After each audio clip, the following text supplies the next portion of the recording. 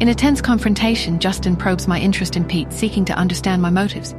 Justin, in a moment of vulnerability, offers a potential future. If I were to become part of his family, he'd accept Cherry as his own. Later, Cherry and Pete, in their innocent wisdom, devise a plan to unite Justin and me, believing it's the only way to create a real family. Justin's offer lingers in my mind, a tempting glimpse of belonging. But the looming danger and unanswered questions cast a long shadow. Will Cherry and Pete's innocent plan to unite us succeed, or will it inadvertently expose them to greater danger? Can I truly trust Justin's offer, or is it a calculated move in a larger, more dangerous game? And what will the consequences be of accepting his offer, both for myself and for my children?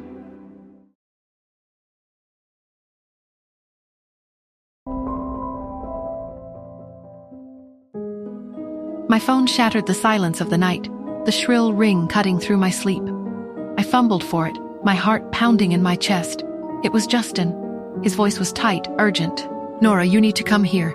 Now." "Justin? What is it? What's wrong?" I asked, my voice groggy with sleep, but already laced with a rising sense of dread. "I can't explain over the phone. Just come. I'll send a car, and bring Cherry, please." The line went dead, leaving me with a knot of fear in my stomach. Something was terribly wrong, and it involved Cherry too.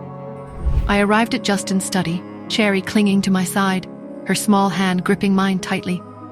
The room was dimly lit, the air thick with tension. Justin stood by his desk, his expression grim, his eyes filled with a chilling intensity. Chester was also there, his face etched with concern. "What is it, Justin?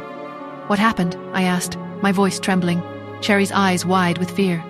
He turned, his gaze locking with mine, then softening slightly as he looked at Cherry. "Cherry, why don't you go play with Pete in his room for a while? We need to talk." Cherry hesitated, her eyes darting between us, sensing the tension. But she nodded, and I gave her a reassuring squeeze. "Go on, sweetie, I'll be there soon." As Cherry left, Justin slid a series of photographs across the desk. I picked them up, my hands shaking. They were surveillance photos, photos of me and of Cherry. My breath hitched. There I was, walking down the street, talking on my phone, leaving a building. Cherry was in a few of the photos, walking with me, playing in the park. The man in the white suit was in the background of several of them, a silent, unsettling presence. "This is him," I whispered, my voice barely audible. "This is the man who's been watching me." Justin's jaw tightened. "You recognize him?" I nodded, my mind reeling. "Yes, I've seen him, several times. He's been following me, and he's been watching Cherry too." A cold wave of dread washed over me. He had been watching us, observing our every move, and Justin had proof. "He was thorough," Justin said, his voice grim. "Lawrence found more. Files.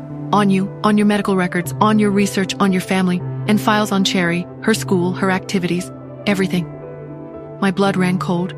He had access to information that was deeply personal. Information that could expose the secrets I had kept hidden for so long. And he was watching my daughter. "We need to find out who he was working for," I said, my voice firm, despite the fear that was clawing at me. "We need to know who wants to hurt my children." Justin nodded, his expression grim. "Lawrence is working on it, but in the meantime we need to be careful, we need to be vigilant. You and Cherry stay here with me until we know more. Chester will increase security, we're not taking any chances." "No," I said, my voice rising. "I won't just sit here and wait. I need to know what's happening. I need to be involved." "Nora, it's too dangerous," Justin countered, his voice firm. "We don't know who we're dealing with."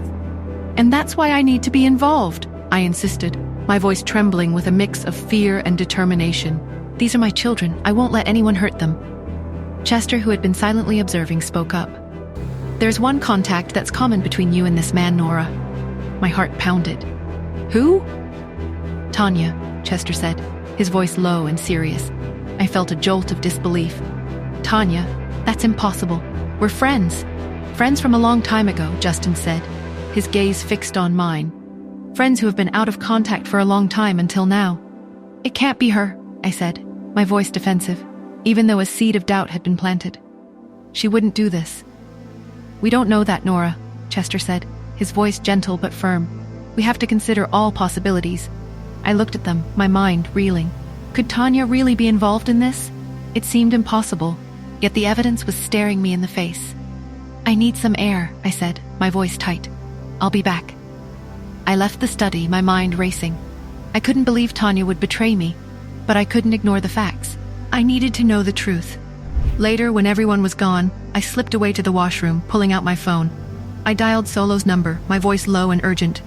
Solo, I whispered, I need you to do your own investigation.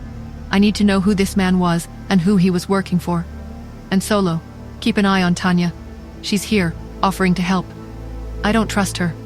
Understood. Solo replied, his voice calm and professional. I'll get to work immediately. Be careful, Nora.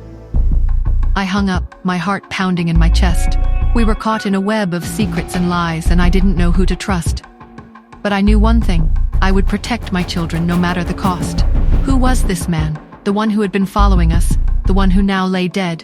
What secrets did his files hold? Secrets that someone was willing to kill for. And what was Tanya's role in all of this? Was she an ally or another player in this deadly game? But at what cost? And would we survive the truths they held?